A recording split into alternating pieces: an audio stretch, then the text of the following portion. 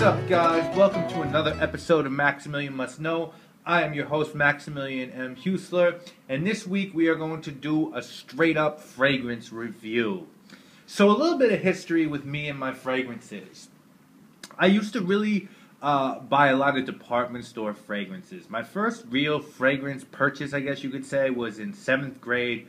My boy had Fahrenheit, and I wanted something too, and I didn't want to sweat him that hard to get Fahrenheit too, so my mom took me to Bloomingdale's, and I got Giorgio, Red by Giorgio of Beverly Hills. Little embarrassing, wasn't the best scent in the world. Wouldn't look back with the same feeling I have towards Fahrenheit. I kind of like to go back to smell it just to see how I feel about Red now. But for years of my life, I was a department store guy. My mom would take me to Bloomingdale's a couple times a year. I would pick something out that I liked and my friends liked. Hopefully come out with a free gift like a hat or a duffel bag or a set of aftershaves and shower gels. Then I started to go out on my own to Sephora, Macy's, places like that. I always knew that there were more expensive and better fragrances out there. One, because my mom is like a fragrance OG. She always kept it really classy with expensive perfumes. She would wear stuff by like Joe Malone and Diptyque and Miller Harris. Also because I used to sweat this chick one time that told me that I should cop Bond No. 9's Wall Street fragrance. And I hit the boutique in NoHo, checked out how much it was, went to Sephora and was like, do you have anything like this? And got something else. I just wasn't feeling paying $200 for a bottle of cologne at that point. Then, like 3 years ago, I went through a really rough breakup that fucked my whole head up. It was without warning that this chick left me. It was a really ratchet situation, and I'm saying that to say this. I was down in the dumps, so that made me start doing things for myself to feel better and indulge in some of the finer things in life. I would go that's when I started to go get straight razor shaves, eat at really expensive sushi restaurants on weekday afternoons just for the hell of it and get omakases, buy really nice candles and room sprays. Then one day I went to Barney's. I was very familiar with Barney's because I'd always go to the warehouse sales. I'd get sneakers there, Prada shoes there. I was just a Barney's fanatic. And one day I walked into Barney's on Madison Avenue, and I never really checked their fragrances out, but I was sort of stopped dead in my tracks by this sales girl there. She was everything that I like: curvy, olive skin, black hair, big brown eyes. And I told her I wanted to treat myself to a high-end scent. What did she like? Because I didn't really know anything about it at that time. I asked her if she could spray 4 fragrances she liked down, 4 winter ones, write down the names, and then I come back in a week after smelling them and cop one. She had really good taste. I remember one was Bois 1920 Sushi Imperiale from Italy, and one was a higher end Tom Ford fragrance from France, and one was this guy, Frederic Malle's Vetiver Extraordinaire. Now, at that point in my life, I had never heard of Malle, but my mom had, and she loved the scent, as did a few of my female friends, and I copped it. I still have it today, as you can see, because I rotate my scents so often, and you need so little of this because the concentrations of the perfume essential oils are so high. So in 2 years, I'd say I got myself about 1.5 ounces left. I paid $2.65 for the bottle, and that was a significant investment for me. So it's something I don't wear that often.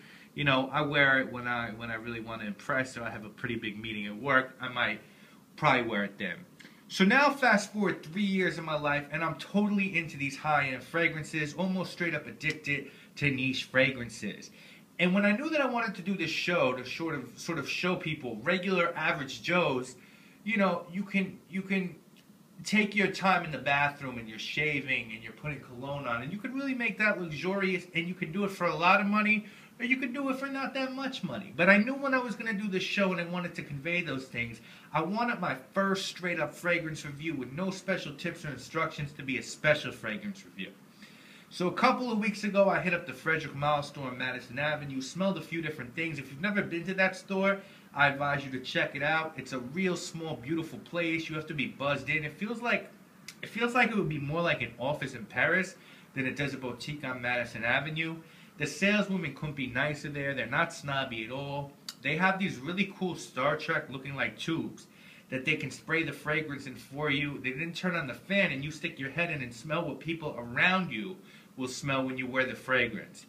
After a week, I actually went to Barney's. Again, Barney's because it's only a couple blocks from my apartment and office.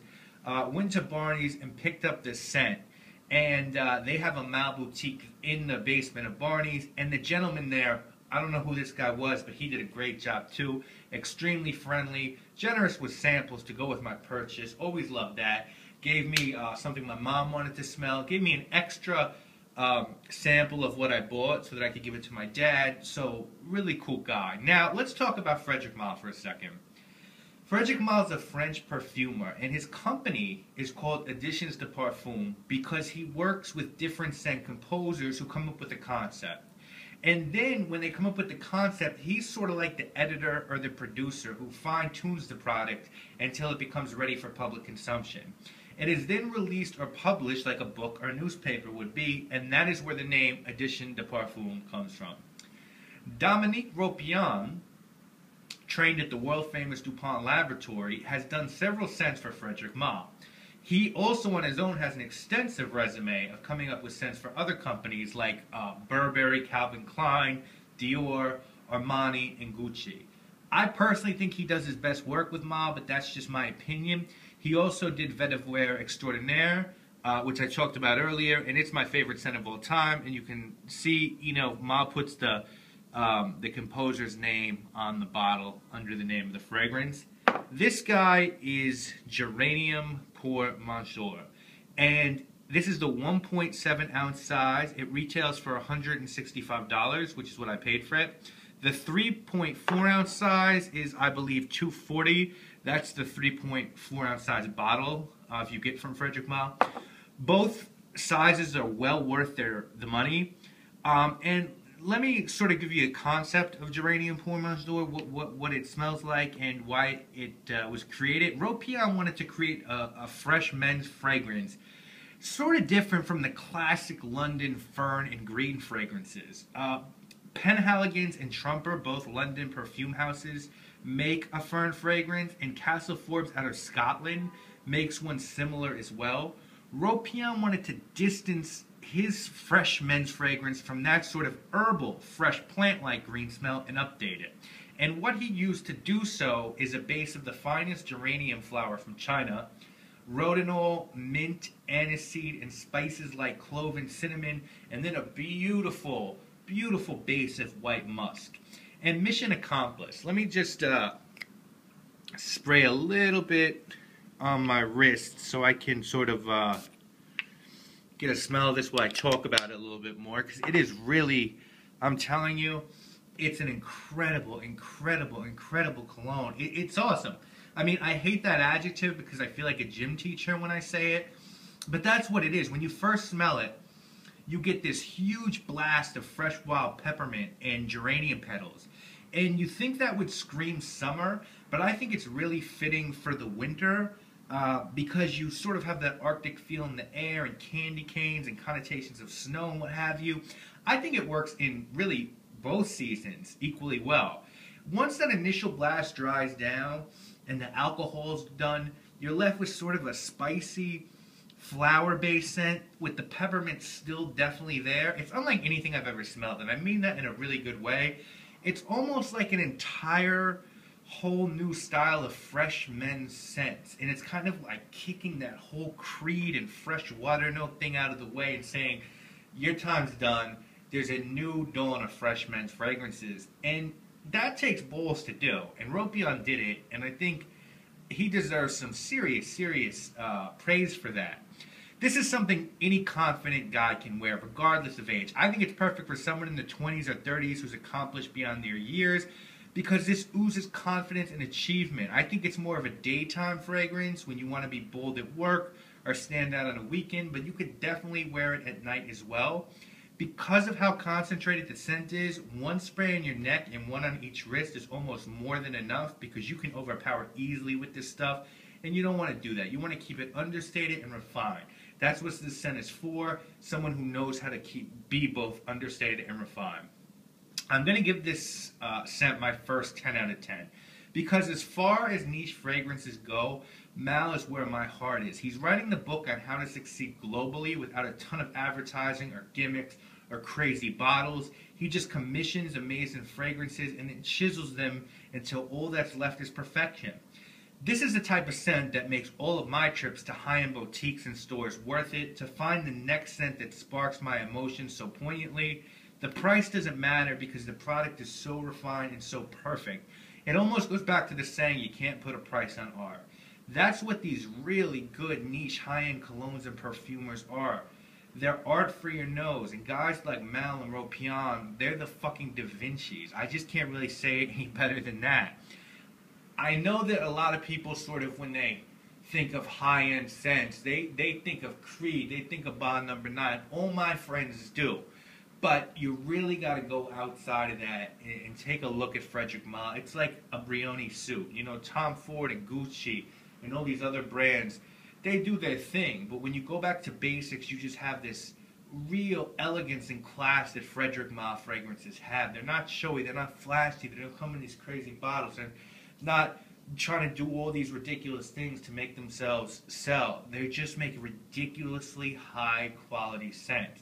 And guys, if you don't want to spend the $200-$300 a bottle, go to one of the websites I talked about in my last video, Lucky Scent, or Perfume Court, and buy a little bottle. See if you like it. See if your significant other likes it. If they do, get yourself a good bottle, big bottle. Throw it in your rotation, and it's not something you have to wear every day. Wear it on special occasions. Wear it when you really want to feel special.